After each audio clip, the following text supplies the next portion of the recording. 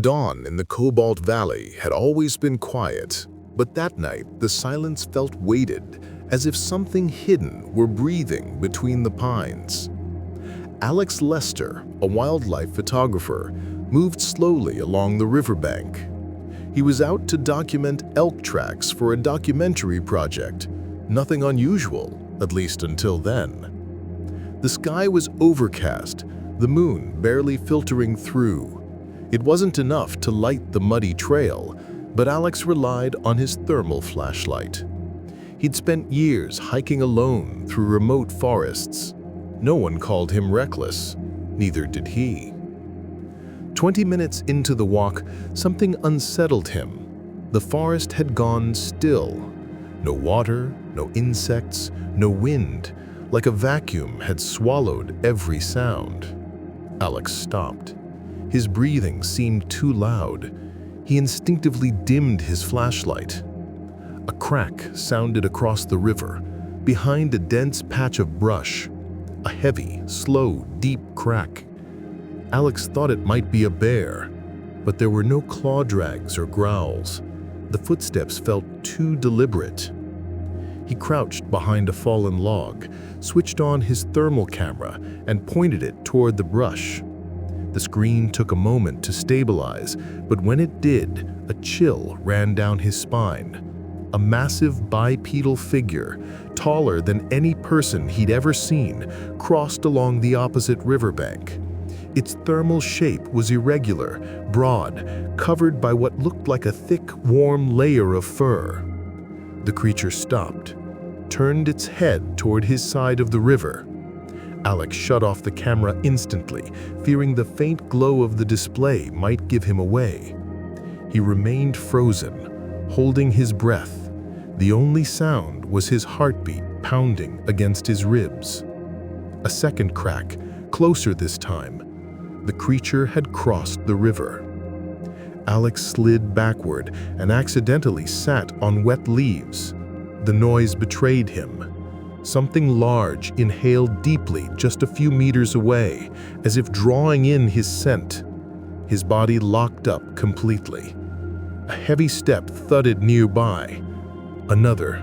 The trees groaned as something pushed through them. The silhouette halted mere steps from him. He couldn't see it clearly, but the shadow was huge, wider than the log he hid behind. A smell hit him. Damp earth mixed with a powerful animal stench, thick and pungent. He tried to slowly raise his regular flashlight, hoping the sudden light might scare the animal off. But before he could click the switch, he heard something he would never forget.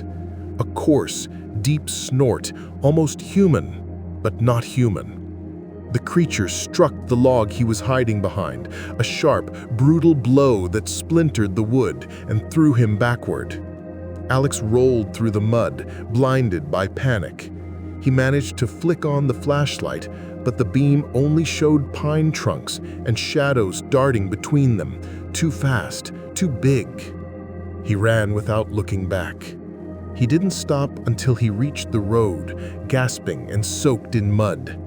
Behind him, somewhere in the darkness, one final heavy crack signaled the creature's retreat.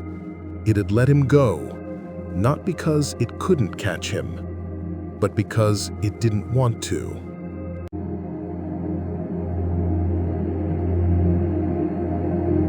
Weller Cabin sat far from any road, reachable only by hiking 4 kilometers from the ranger station, double that during the rainy season. For Nora Kesba, a wildlife researcher, the isolation wasn't a problem. She'd spent years studying nocturnal behavior in the Cold Pines Reserve. But that night, something in the air had felt wrong since sunset. The wind came in irregular bursts, as if something large were interrupting the airflow between the trees. And during her last round of checking the trail cameras, she had noticed a strange absence of animals in feeding areas that were usually active. She didn't say it aloud, she was alone, but wrote it down in her notebook. Sudden displacement of fauna, no visible cause. As she heated water, a small thump on the wall made her freeze. It wasn't the settling of old wood, it was sharper, more deliberate, as if something solid had tapped the structure on purpose. She looked at the door, closed, reinforced, secure. Nora moved to the front window, the only one facing the trail. Outside, everything was a black blur. Rain fell sideways, pushed by sudden gusts. She shined her flashlight, but the beam dissolved a few meters out. She returned to the table. Another impact, this one louder, on the west side of the cabin. A chill prickled across her arms. She had enough field experience to distinguish between branches, small animals, and something actively testing the cabin's walls. This wasn't random. She switched off her flashlight and pressed her ear to the wall. At first, nothing. Then a slow, dragging sound, like a broad palm or limb gliding across the wood. It wasn't the scratch pattern of a bear's claws. It was too long, too smooth, too controlled. Nora stepped back. The rain eased just enough to reveal footsteps outside. Slow, heavy, not four-legged movement, a two-step rhythm. Bipedal, clumsy but forceful. Unusual for any native species, though bears sometimes rose on two legs to inspect structures, but they didn't walk like that, not in circles. Yet whatever was out there was walking, around the cabin. Her pulse climbed into her throat. She crouched behind the stove, the most fortified corner, concrete base, double-layered wood on the walls. The footsteps stopped in front of the window. A wet, heavy exhale seeped through the frame. The smell hit her instantly. Wet soil, wild fur, and a faint metallic note, almost like dried blood. The storm surged again. A violent crack of thunder rolled overhead. After that, she heard the sound of something moving away into the trees, not fleeing, just retreating. Nora stayed motionless for 20 minutes. When she finally forced herself to look outside, she froze.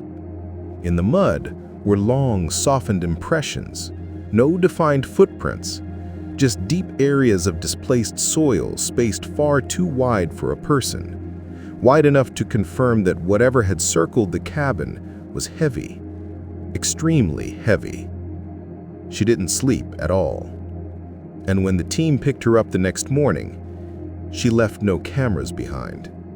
She didn't want to record whatever might come back.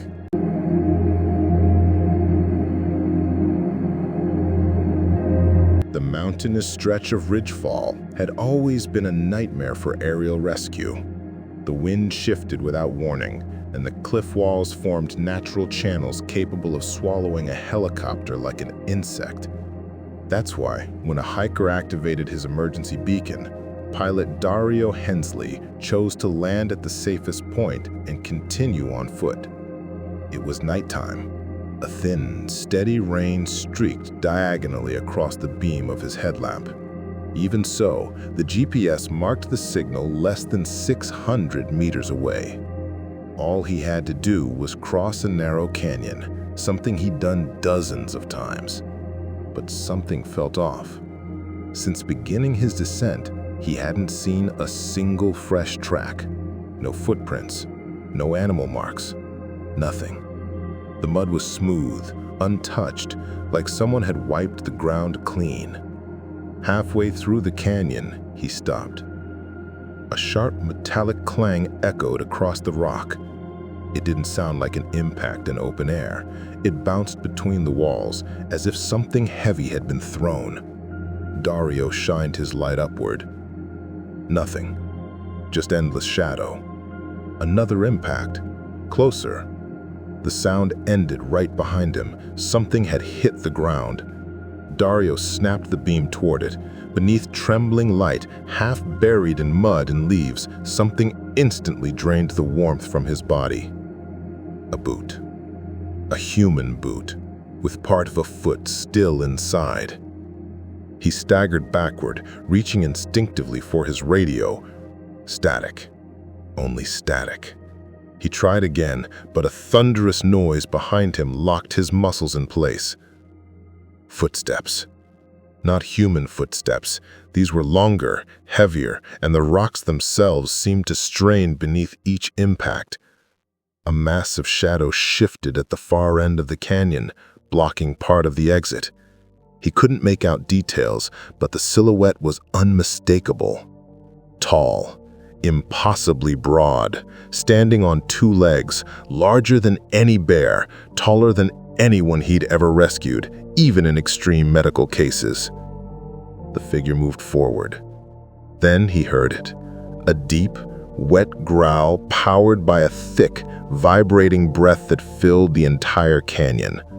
The sound wrapped around him like the walls were amplifying a throat the size of the passageway.